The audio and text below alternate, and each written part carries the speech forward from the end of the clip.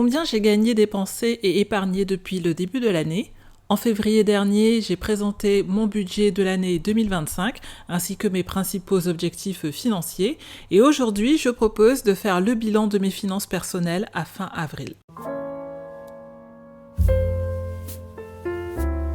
Hello, bonjour à tous et bienvenue dans mon journal financier, je m'appelle Val et sur cette chaîne, je documente mon parcours vers l'atteinte de mes objectifs. Ici, on parle d'argent, de budget, d'épargne et d'investissement. Si vous appréciez ce type de sujet, n'hésitez pas à vous abonner et à regarder la suite de cette vidéo. On se retrouve donc aujourd'hui pour parler de budget et plus précisément, je vais partager mon bilan à fin avril. Et dans cette vidéo, vous allez découvrir combien j'ai gagné, combien j'ai dépensé, épargné et investi. Et je partagerai également mes priorités pour les mois à venir. Mais avant de passer aux chiffres, rappelons brièvement mon contexte ainsi que mes objectifs financiers de 2025. J'ai 49 ans, je suis célibataire et sans enfant. J'habite en région parisienne et je suis propriétaire de ma résidence principale. Et mes principaux objectifs financiers sont de rembourser mon crédit immobilier par anticipation, ce que j'espère réaliser en décembre 2025. Et mon deuxième grand objectif est de constituer un capital de 500 000 € pour ma retraite. Et pour atteindre ces objectifs en 2025, une de mes priorités est d'épargner 40% de mes revenus. J'ai également pour projet d'installer une nouvelle cuisine et de faire un voyage en Irlande au cours de l'été 2025. De janvier à avril 2025, le total de mes ressources est de 15 137 €, ce qui représente une moyenne mensuelle de 3 784 € et il se décompose de la manière suivante. J'ai reçu 14 647 € de salaire et 490 € de tickets resto. Et dans le tableau qui s'affiche, vous avez à la fois le montant total et la moyenne mensuelle par catégorie. Donc en termes de ressources, pas de grande surprise par rapport aux estimations que j'avais faites lors de l'établissement de mon budget prévisionnel en début d'année, donc passons maintenant au bilan de mes dépenses. Au cours des 4 premiers mois de l'année, j'ai dépensé en tout 12 288 €, soit une moyenne mensuelle de 3 072 €. Et comme toutes les moyennes, cela cache des disparités et comme on peut le voir en l'occurrence, mes plus gros mois en termes de dépenses sont les mois de janvier et de mars. Et dans le détail, ces variations s'expliquent également par des postes de dépenses spécifiques qui ont marqué cette période. Dans le deuxième graphique, on peut voir que les dépenses des catégories logement et ameublement représente près des 3/4 du total de mes dépenses de la période, ce qui est assez inhabituel. Tout cela s'explique par le fait que, premièrement, dans le domaine du logement, dans la catégorie logement, en plus de mes dépenses mensuelles récurrentes, j'ai eu 2 dépenses exceptionnelles. J'ai d'abord eu le paiement de la 4e tranche des travaux de ravalement de façade de mon immeuble. C'est une dépense qui est financée par une épargne qui est dédiée. J'ai constitué cette épargne petit à petit depuis que j'ai acheté mon appartement, à savoir en 2019. Et l'autre dépense exceptionnelle que j'ai eue sur la période, c'est la réparation du moteur d'un des volets roulants. Et de même, c'est une dépense qui a été financée avec mon épargne spéciale, une épargne dédiée pour tout ce qui est travaux dans l'appartement. La deuxième catégorie où j'ai eu des dépenses exceptionnelles, c'est au niveau de l'ameublement. Je le disais précédemment, un de mes objectifs de 2025, c'était de changer ma cuisine. Je souhaitais tout refaire. Et pour cela, je me suis octroyé une enveloppe de 3 000 €. Et c'est en mars que j'ai payé le plus gros des dépenses relatives à ce projet, à savoir la commande des meubles, la livraison et également l'installation. Et je vais profiter de l'occasion pour faire un petit peu le bilan de ce projet de rénovation. Ma cuisine a été montée en avril et je suis vraiment contente du résultat obtenu. Je suis également ravie parce que j'ai respecté le budget. J'avais prévu un budget de 3 000 € pour ce projet et en fait, j'ai dépensé 2 740 €. Voilà donc pour ce qui est du bilan de mes dépenses. Maintenant, on va passer au bilan de mon épargne, mais également au bilan de mes principaux objectifs financiers et aux priorités que je souhaite donner pour les mois à venir. On commence avec le bilan de l'épargne. Et comme vous pouvez le voir dans le graphique qui s'affiche, sur les 3 premiers mois de l'année, mon taux d'épargne varie entre 7 et 16%. En revanche, en mai, j'ai épargné 46% de mon salaire, voire 79% de mes revenus si je tiens en compte la prime de participation qui nous a été versée en avril. Et si j'exclus la participation et que je me concentre uniquement sur mon salaire, en cumul de janvier à avril, j'ai épargné 21% de mon salaire, soit 3 075 € d'épargne.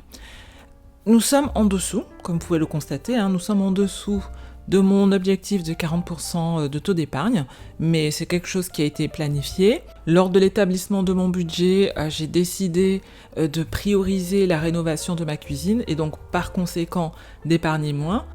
Bien évidemment, j'ai pris cette décision car mon épargne de précaution est solide. J'ai également les fonds nécessaires pour payer les dernières tranches du ravalement de façade de mon immeuble. Bref, j'ai de la marge de manœuvre, ce qui me permet de faire face à un éventuel imprévu et de continuer à me faire plaisir. En revanche, pour le reste de l'année, je prévois un taux d'épargne supérieur à 40%, ce qui devrait me permettre, si tout se passe comme prévu, de clôturer l'année avec un taux d'épargne de 40%, donc voilà mon plan.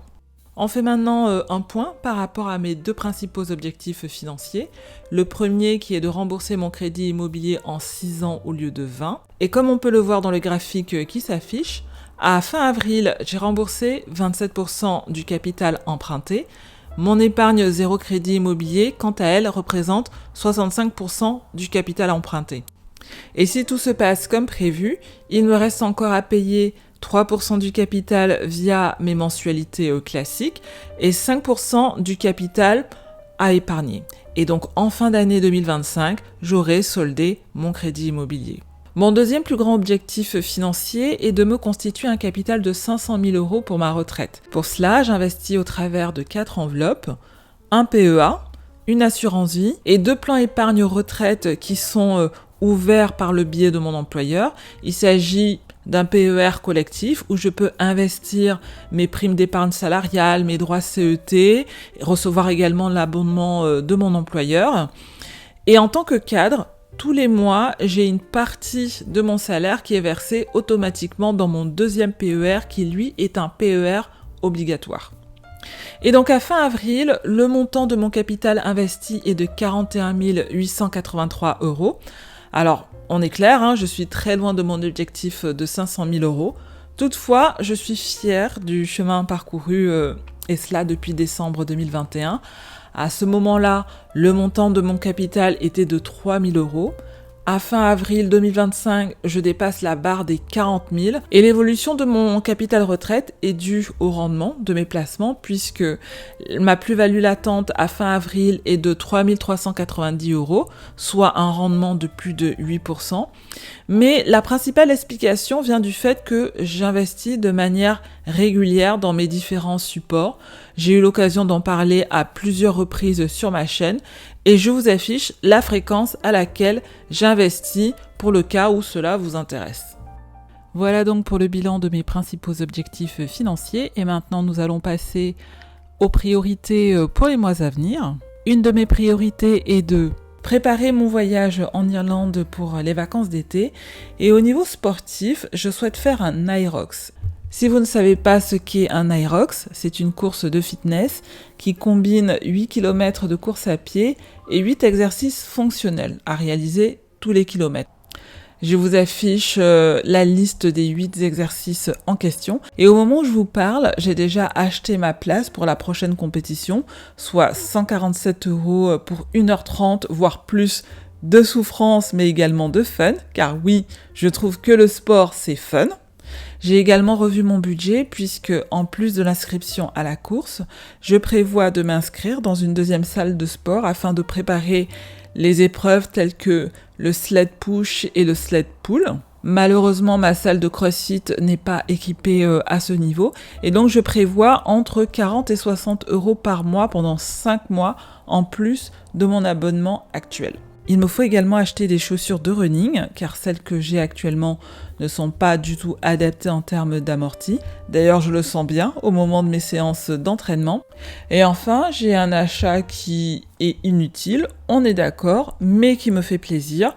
Je veux m'acheter une jolie tenue pour l'épreuve, car comme je dis, quitte à mourir, autant le faire avec classe.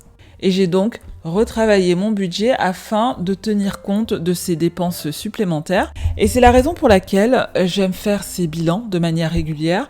Ce sont des moments où je me pose et où je fais le point sur ce qui s'est passé, sur les objectifs que je me suis fixés en début d'année. C'est également le moment où je vais réajuster mon budget si nécessaire, car contrairement à ce que l'on pense, un budget, ce n'est pas quelque chose qui est figé, même si, comme moi, on le fait à l'année. Certes, j'ai des dépenses et des objectifs qui restent fixes, qui ne changent pas, mais pour le reste, je réajuste en fonction de mes priorités et de la vie que j'ai envie d'avoir. Dites-moi dans les commentaires si vous aussi vous faites régulièrement un bilan financier afin de savoir où vous en êtes et éventuellement faire des réajustements. Je vous rappelle d'ailleurs que si vous recherchez un outil pour réaliser votre propre budget et suivre vos dépenses, n'hésitez pas à télécharger l'outil Mon Budget Annuel. Il est totalement gratuit. Je sais qu'il a déjà aidé plusieurs personnes à reprendre en main leurs finances. Donc j'espère qu'il vous sera tout aussi utile pour atteindre vos objectifs. Si cette vidéo vous a plu, n'hésitez pas à la liker. Si mon contenu vous plaît et que vous souhaitez être informé à chaque fois que je poste une nouvelle vidéo, n'hésitez pas à vous abonner et à activer la cloche des notifications. Je vous remercie beaucoup de m'avoir écouté et je vous dis à très bientôt dans une prochaine vidéo.